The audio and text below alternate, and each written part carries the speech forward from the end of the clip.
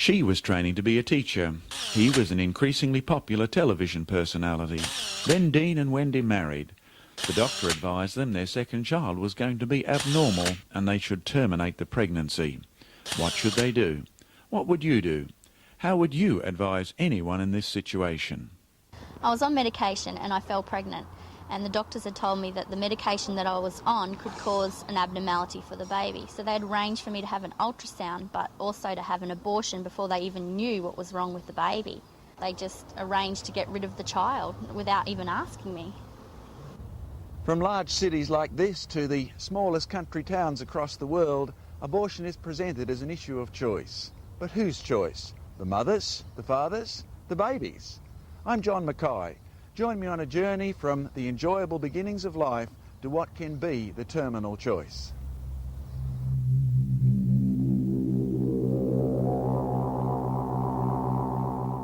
I was told by my authority figure that it was a glob of tissue.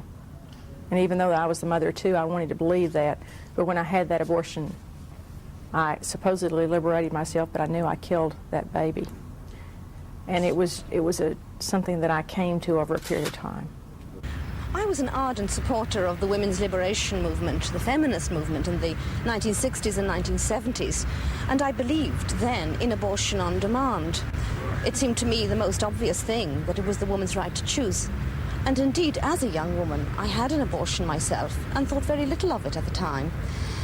But it was only some years later, when I actually had a baby, that I started to really reflect upon how human life begins and how precious it is, and what a marvellous experience it is for women when they take the positive step. And I've now really changed my mind very much on abortion. I'm really committed to the idea that every baby is a human being from the moment of conception, and that it's far more a real feminist perspective to protect that human life and to stand up for the civil rights of the unborn baby. And I think it will make women much more strong, much more self-confident if they do defend human life in this way and not get railroaded into this easy abortionism, which is so often materialistic and to which they're so often urged, I'm afraid, by men. One man has influenced many women to consider their developing child to be less than human because of his claims about how it developed in the womb. The idea that a human embryo goes through its evolutionary stages of fish, animal, human being goes back to a German biologist named Ernst Haeckel. Now in 1868 he published a series of diagrams where he had a fish embryo, a series of animals and then a human embryo side by side, and they all look the same. Now he then used those to teach that a human embryo develops through its evolutionary history as it grows in the womb. Well, 6 years later, that's 1874, a German anatomist, one Professor Wilhelm His, showed that Haeckel's diagrams were false. In fact, Haeckel had deliberately faked them to fit his belief in evolution.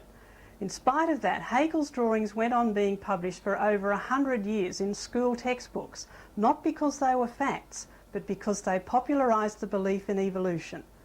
As recently as 1992, two prominent scientists published a pro-abortion book called The Facts of Life. Now, its theme was that the human race gradually acquired humanity by evolution, and so in parallel an unborn baby develops humanness through its development in the womb. And sure enough, they used Haeckel's diagrams. In 1997, the London Times finally revealed the truth to the general public. They printed Haeckel's diagrams and pictures of real embryos next to one another, and their headline says it all: Haeckel was a liar.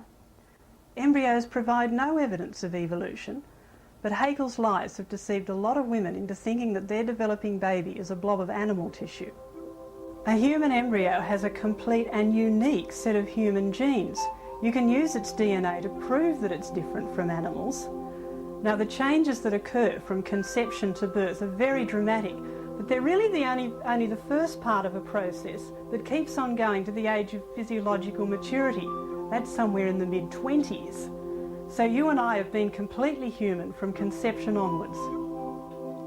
Discovering that the embryo was actually human from conception caused one-time pro-abortion leader Professor Bernard Nathanson to change his mind about abortion. Well, I think it was the years I spent following my resignation from the clinic, in which I was involved in fetology and basically research into the life cycle, as it were, of the fetus, of the human fetus. I think that as we proceeded to study this area more closely with new technologies such as ultrasound and fetal heart monitoring, it became increasingly clear to me that the fetus was basically just another human being in a confined space for 9 months, but had to be treated no differently than any of us who would be similarly confined in a prison or an institution of some sort. Even those who carry out abortions acknowledge what they are destroying. Dr. Bertram Weiner ran an abortion clinic in Australia for many years. I wouldn't pretend to myself that terminating a pregnancy at 8 weeks was not terminating a potential person. So I had a lot of anguish and agony about performing any abortion, because to me it seemed to be the antithesis of what I had been trained to do medically.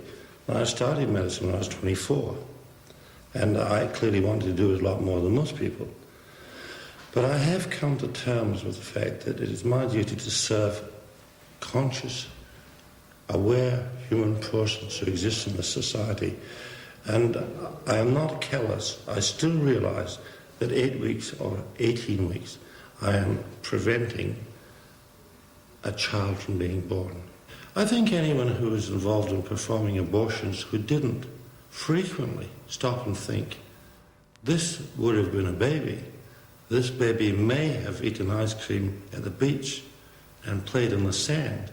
There would have to be some innately human thing lacking in a person who didn't ask himself or herself those questions. In spite of this, many people still believe the embryo is less than human, and they feel this frees them to choose abortion. For years, young women today have heard that it's not a baby, and they've been told that there's nothing there. And I believe today, more than even 18 years ago when I had my abortion, that there's no real value for life. The right to choose, the right to select, also represents a blatant sham, because the victims, the ones most drastically affected, are the very ones who do not have the right to select, the right to choose what happens to them. It is death by someone else's choice. This is not freedom, but the ultimate type of tyranny. We must remember that the whole reason that Nazi Germany came to be is that some took it upon themselves to choose who would live and who would die. Language also makes the killing of millions possible because it dehumanizes the victims. There's a very important linguistic principle to keep in mind associated with this. That is, the war of words against the victims usually precedes the actual war by decades. The killing phase represents the translation of noxious attitudes into practice. Let me give you some examples. Franz Stengel was interviewed in his cell at Treblinka. He's a former commandant of this death camp. He was asked how could he have presided over the destruction of over 1 million men, women, and children. He said, it had nothing to do with humanity. I never saw them as individuals. It was always a huge mass. The same word mass is used to dehumanize the unborn today. The unborn are not human beings, but just masses of protoplasm or tissue. Another word used, parasite. Adolf Hitler dehumanized the Jews by calling them parasites on the body of Europe. The abortionists today dehumanize the unborn by calling them parasites in the woman's body. It's absolutely remarkable to see the terminology is exactly the same, although the victims differ. Semantics, of course, are used extensively to cover up the killing of the unborn today. For example, the most common term we hear is termination of pregnancy, is never killing an unborn child. During the Hitler regime, it was never killing the Jews, it was always the final solution. That was their major euphemism used. Much of this semantics has taken on a strong medical flavor. Dr. Robert J. Lifton interviewed concentration camp doctors, and he found that they projected their involvement in the killing as a medical procedure, a medical operation, just as doctors today project the killing of the unborn as a minor surgical procedure, a medical procedure. Much of this medical semantics involves redefining the victims as disease entities and reconceptualizing what happens to the victims as treatment for disease. By the 1950s, the Western world abhorred Hitler's death camps and determined never to allow it to happen again. Life was sacred. How could such a society be convinced to accept the killing of the unborn within a few decades? There is no doubt that younger men and women were influenced by the bringing of evolution into the public schools and the rejecting of the Creator. But what persuaded the older public and politicians? Well, I was, of course, one of the principal architects of the pro-abortion strategy, and we based our campaign on two major pieces of strategy politically. One was the exaggeration of the number of deaths yearly from illegal abortion. We knew there were no more than 100 to 200 a year in this country, and yet we proclaimed a figure of around 10,000 a year in order to make the impact more dramatic. Secondly, we did single out the Roman Catholic hierarchy as the villain in pro-abortion reform. The Catholic Church was the last major institutional supporter of the Vietnam War, and by the time the abortion reform movement was reaching its apogee, the Vietnam War had become extremely unpopular. And so that we identified the Catholic Church both with abortion law reform or opposition to abortion law reform and support of the Vietnam War. With this one tactic, not only did we effectively destroy the resistance of the Roman Catholic Church to permissive abortion, but we also lured to ourselves all the young, vociferous, demonstrating political activists of the Vietnam War protest, so that there was a double dividend here, and it was extremely effective in terms of marshalling more support toward abortion reform. People are still being manipulated to reject the next generation by textbooks and TV programs that tell us the world is dangerously overpopulated. Modern cities teem with people, urban jungles of high-density housing, traffic noise and ever-increasing pollution. School children are warned daily that mankind is in danger of destroying the planet. There's too many of us. The message is, it's better to abort a child than bring it into an overcrowded, polluted world. In the large city behind me on the east coast of Australia, almost 2 million people live with their crowded buildings and traffic jams. But beyond that city, for the next 4,000 kilometres, trees outnumber people 1,000,000 to 1. The overcrowded planet is just another convenient lie. You can fit the world's entire population in the 2 smallest counties in Tennessee, USA, and still have plenty of room to spare. The world is not overcrowded, cities are.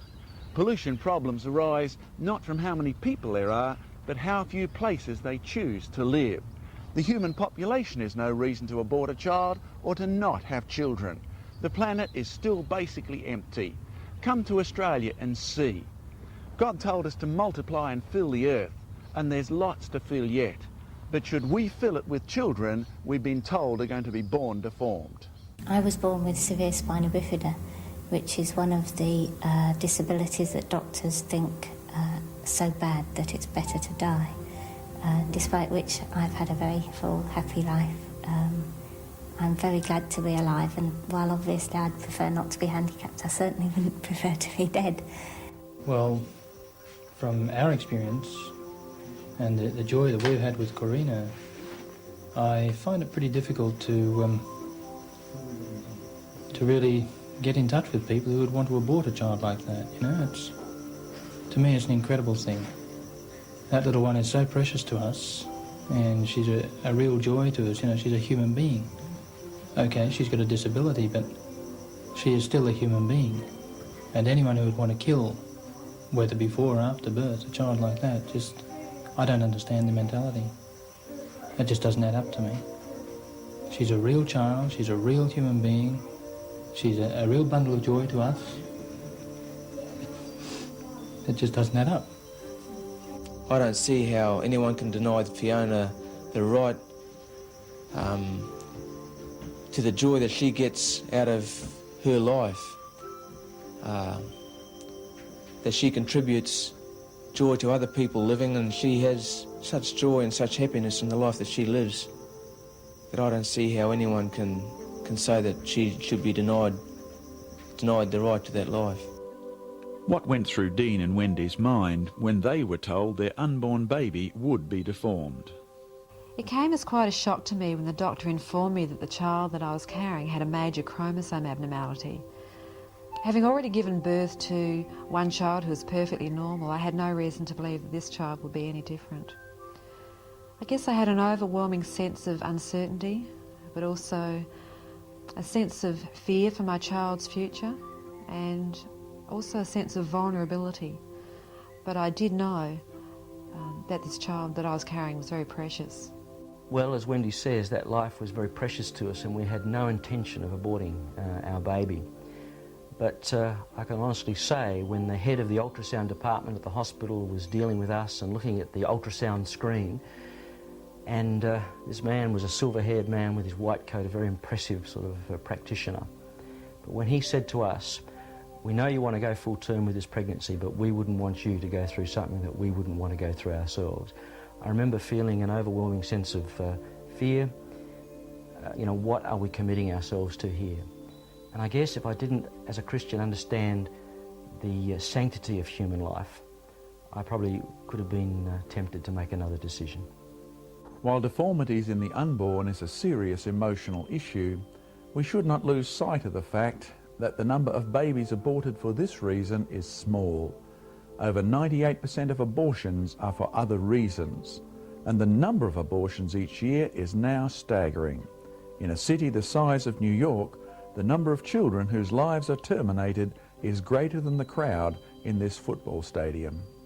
One of the major aspects of deciding to have an abortion for me was my future in my life. At the time, I wasn't doing what I really wanted to be doing. Felt that there was a future ahead of me, and that I wanted to make steps to improve my career prospects, and so that was what I have done in the meantime. I'm very happy about that decision. I'm sure that in the future, when I decide to have a child, it will be a loved and a wanted child, and not something that crept up on me unexpectedly and I had to wear as a result because abortion wasn't available as an option for me. I was a night nurse, and part of the duties was cleaning theatre after the day's work. We used to have to sift the fetuses and then pack them into plastic containers ready to be thrown away. I took the job because I needed the money at the time, and it was very well paid. And it was after the first few weeks that the nightmares started. And I suppose being a mum, it was even worse. You wake up in a hot sweat in the night and see bits of babies floating past you. I think the worst experience I had was an aborted baby that was live and put out in the sluice, left there crying to die. And I tried to save its life, and I got in awful trouble for doing so. Why was it allowed to just be left there to die? Well, because the mother didn't want it. Basically, it's to preserve a quality of life that most women have abortions, not for psychological instability. Dr. Wayner's claim has long been borne out by statistics. Less than 2% of abortions are for deformities or rape, yet rape and deformities are the major arguments put forward to support abortion. But what of a life that is conceived from a tragedy such as rape? I'm totally against abortion because my mother was raped and I was the child that she had, so therefore if she would have aborted back then, I wouldn't even be here. And like as a Christian now, I am so against it as well because I'm bringing up two beautiful children that I've got and another one on the way for God. And, you know, even though what you go through, there is a reason for life. It's a strange thing, you see. Today people are talking a lot about the quality of life. It means they want to be richer and freer to indulge their appetites and so on. But that's an old story, really, because, I mean, that's what things were like when the Roman Empire finally collapsed. Out of the Christian religion, we had a different set of values, which is that life, we don't speak of the quality of life, we speak of the sanctity of life. And the people who are seeking the quality of life are seeking it at the expense of the sanctity of life, namely at the expense of having one or two children or no children at all, getting rid of what are called unwanted children, bumping off old codgers like me who've lived for 80 years, get us out of the way by giving us some over-sedation if we happen to be in hospital. That's all done in the interest of the quality of life. But as I say, it's at the cost of the sanctity of life, and that's where the 20th century is going to come to grief. I think it's a society destroying it. So for one reason, basically, and that is because it's trying to live without God. You can't. Human beings can't. There can be no doubt that the most significant factor in 20th century humanity turning its back on God has been the theory of evolution. The furor over creationist victories in public schools is testimony to this. Many have ceased to believe man was created in the image of God and have come to regard themselves as naked apes. Man may be only 1.5% genetically different from chimpanzees, but that's 1.5% of at least 19 billion gene bits of information, which is why I'm speaking about the chimps and they're not speaking about me. We have a special section in our brain for speech. It's programmed into our genes, but not the chimps. The reason is profound. Stand in front of a mirror and talk. Your image speaks because you speak. Man has speech because we are made as the reflection of the Creator God who spoke the words, "Let us make man in our image." It is this God image which makes us and our children different from the animals. It is this difference which gives us also dominion over the planet. If we are overrun by rats, we have authority from the Creator to kill them. Rats weren't made in God's image, but children are.